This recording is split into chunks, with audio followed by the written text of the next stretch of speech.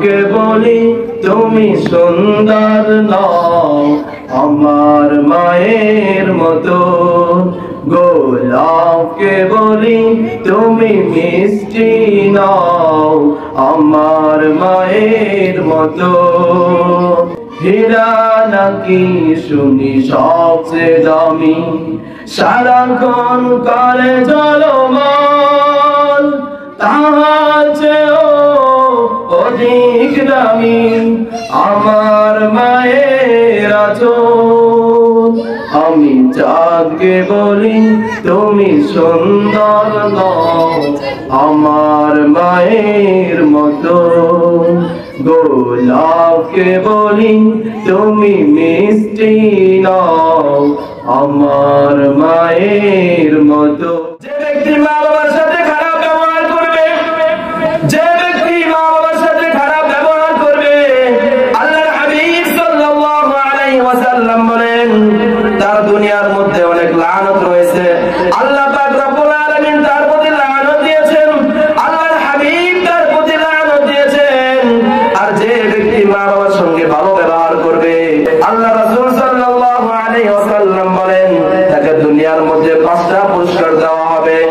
যে ব্যক্তি মা বাবাকে মহব্বত করবে, মা বাবাকে ভালোবাসবে, আল্লাহ পাক রব্বুল আলামিন তাকে দুনিয়ার মধ্যে 5টি পুরস্কার দিবেন। মুসলমান ভাইয়েরা আমার, 1 নাম্বার পুরস্কার, যে ব্যক্তি মা বাবার সাথে ভালো ব্যবহার করবে তাকে 1 নাম্বার পুরস্কার দেওয়া হবে। সেটা হলো দুনিয়ার কোন বৈজ্ঞানিক, দুনিয়ার কোন মানুষ চাইলেও 1 মিনিটের হায়াত কেউ বৃদ্ধি করতে পারবে না। আল্লাহ পাক রব্বুল আলামিন আমারে আপনাকে যতটুকু হায়াত দিয়েছেন সেই পর্যন্তই আমাদের ক্ষান্ত হতে হবে। হায়াত যখন ফুরিয়ে যাবে তখন সঙ্গে সঙ্গে আমাদেরকে দুনিয়া থেকে চলে যেতে হবে। আল্লাহ পাক রব্বুল আলামিন বলেন যে ব্যক্তি মা বাবাকে ভালো ব্যবহার করবে, মা বাবার সঙ্গে সৎ আচরণ করবে, তাকে 1 নাম্বার পুরস্কার দেওয়া হবে। সেটা হলো তার হায়াতের মধ্যে আল্লাহ পাক রব্বুল আলামিন বরকত দিয়ে দিবেন। 2 নাম্বার পুরস্কার, আল্লাহ পাক রব্বুল আলামিন তার সমস্ত বিপদ আপদ থেকে হেফাজত করে দিবেন। তার মাথার উপর যত বিপদ আপদ আছে সমস্ত বিপদ আপদ থেকে তাকে হেফাজত করে দিবেন। মুসলমান ভাইয়েরা আমার, 3 নাম্বার পুরস্কার আল্লাহ পাক রব্বুল আলামিন যেটা আমাকে আপনাকে দিবেন সেটা হলো দুনিয়ার মধ্যে আল্লাহ পাক রব্বুল আলামিন সম্মানের চেয়ারে বসাবেন। যেই সম্মানের চেয়ার সেটা কোনো প্রধানমন্ত্রীর চেয়ার নয়, সেটা কোনো রাজনৈতিক চেয়ার নয়, সেটা কোনো মেম্বারের চেয়ার নয়, সেটা কোনো চেয়ারম্যানের চেয়ার নয়। আল্লাহ পাক রব্বুল আলামিন আপনাকে পার্সোনালি ভাবে একটা সম্মানের মধ্যে বসাবেন, সম্মানের চেয়ারে বসাবেন। আল্লাহ পাক রব্বুল আলামিন 4 নাম্বার পুরস্কার যেটা আমাকে আপনাকে দিবেন সেটা হলো মৃত্যুর আগে একবার হলো মক্কা মদিনাতে জিয়ারত শরীফ দিবেন। মুসলমান ভাইয়েরা আমার, 5 নাম্বার পুরস্কার আল্লাহ পাক রব্বুল আলামিন যেটা আমাকে আপনাকে আল্লাহ পাক রব্বুল আলামিন দিবেন, যে ব্যক্তি মা বাবার কদর করবে, যে ব্যক্তি মা বাবাকে সম্মান করবে, যে ব্যক্তি মা বাবার সাথে ভালোবাসা দেখাইবে, যে ব্যক্তি মা বাবাকে আদর যত্ন করে মৃত্যুর আগ পর্যন্ত রাখবে, আল্লাহ পাক রব্বুল আলামিন 5 নাম্বার পুরস্কার যেটা দিবেন সেটা হলো মৃত্যুর আগে আল্লাহ পাক রব্বুল আলামিন আপনার জবানের মধ্যে কালিমা জারি করে দিবেন। বলুন সুবহানাল্লাহ। আমি চাঁদকে বলি তুমি সুন্দর নও আমার মায়ের মতো, গোলাপকে বলি তুমি মিষ্টি নও আমার মায়ের মতো। হীরা নাকি শুনি সবচেয়ে দামি, সারাক্ষণ করে ঝলমল, তাহার চেয়েও অধিক দামি আমার মায়ের আঁচল। হীরা নাকি শুনি সবচেয়ে দামি, সারাক্ষণ করে ঝলমল, তাহার চেয়েও অধিক দামি আমার মায়ের আঁচল। আমি চাঁদকে বলি তুমি সুন্দর নও আমার মায়ের মতো, গোলাপকে বলি তুমি মিষ্টি নাও আমার মায়ের মতো। আল্লাহ হাবিব সাল্লাল্লাহু আলাইহি ওয়াসাল্লাম এক কবরের পাশ দিয়ে যাচ্ছিলেন, হঠাৎ দেখে কবরের মধ্যে আযাব হইতেছে। কি ব্যাপার? আল্লাহর হাবিব সঙ্গে সঙ্গে দাঁড়ায় গেলেন, দাঁড়ায় দোয়া করতে লাগলেন, হে মালিক কবরের আযাব মাফ করে দাও। আল্লাহর হাবিব যে কোনো কবরের পাশে দাঁড়ায় দোয়া করতেন, সঙ্গে সঙ্গে কবরের আযাব শেষ হয়ে যেত। কি ব্যাপার? কবরের আযাব বন্ধ হয় নাই। আল্লাহর হাবিব সাল্লাল্লাহু আলাইহি ওয়াসাল্লাম চিন্তিত হয়ে পড়লেন, কি ব্যাপার, দোয়া কেন কবুল হলো না?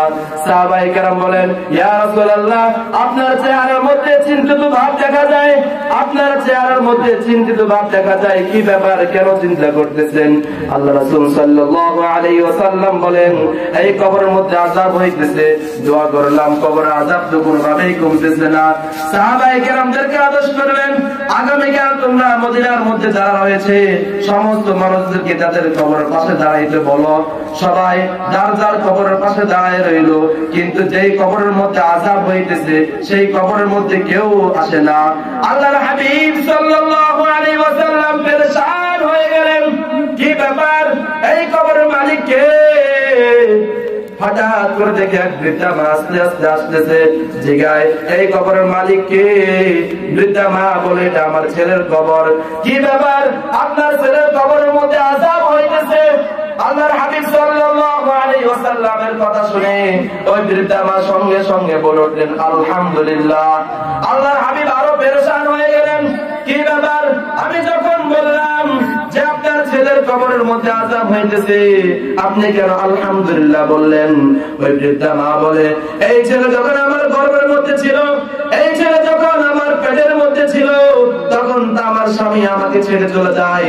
আমি এই ছেলের জন্য আমার আরাম সমস্ত কিছু নষ্ট করে দিয়েছি, আমি এই ছেলের জন্য আমার জীবন যৌবন সমস্ত কিছু বিলীন করে দিয়েছি, আমি এই ছেলের জন্য আমার সময়গুলোকে আমি সুন্দরভাবে শেষ করে দিয়েছি।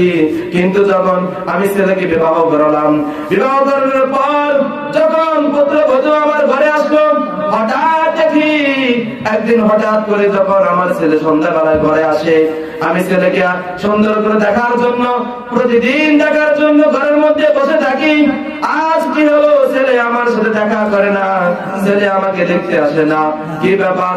হঠাৎ বৌমা জানি কানে কানে কি বললো, তারপর দেখি ছেলে সঙ্গে সঙ্গে আসে আমাকে আমার গায়ে আঘাত করতে লাগলো। আমাকে যখন আঘাত করলো, আমি রব্বে কারিমের কাছে এই কথা বলেছিলাম, ও মালিক,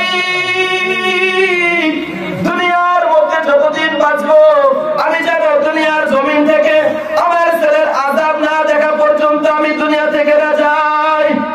আল্লাহর হাবিব সাল্লাল্লাহু আলাইহি ওয়াসাল্লাম রব্বে কারিমের কাছে বলেন, ও মালিক, এই বৃদ্ধা মাকে কবরের আযাব এক পলক দেখাইয়া দাও। কেন সে বিশ্বাস করতেছে না? যখন আল্লাহ পাক রব্বুল আলামিন এক পলক কবরের আযাব দেখাইলেন, সঙ্গে সঙ্গে বৃদ্ধা মা বেহুশ হয়ে দুনিয়ার মধ্যে পড়ে গেলেন, বেহুশ হয়ে জমিনের মধ্যে পড়ে গেলেন। জমিনের মধ্যে পড়ে যাওয়ার সঙ্গে সঙ্গে যখন তার হুঁশ ফিরলো, তাকে জিজ্ঞাসা করা হলো, আপনি কেন জমিনের মধ্যে পড়ে গেলেন? তখন সেই বৃদ্ধা মা চোখ থেকে ঝর ঝর করে পানি ছাড়ে আর বলে, ও মালিক, আমি মা হয়ে কখনো সন্তানের আযাব দেখতে চাই না, আমি মা হয়ে সন্তানের আযাব সহ্য করতে পারি না। তুমি আমার মা, আমার ছেলের কবর আযাবকে মাফ করে দাও, তুমি আমার ছেলের কবর আযাবকে মাফ করে দাও। যখন এই কথা বললো, সঙ্গে সঙ্গে কবরটা জান্নাতের বাগান হয়ে গেল, সঙ্গে সঙ্গে কবরটা জান্নাতের বাগান হয়ে গেল।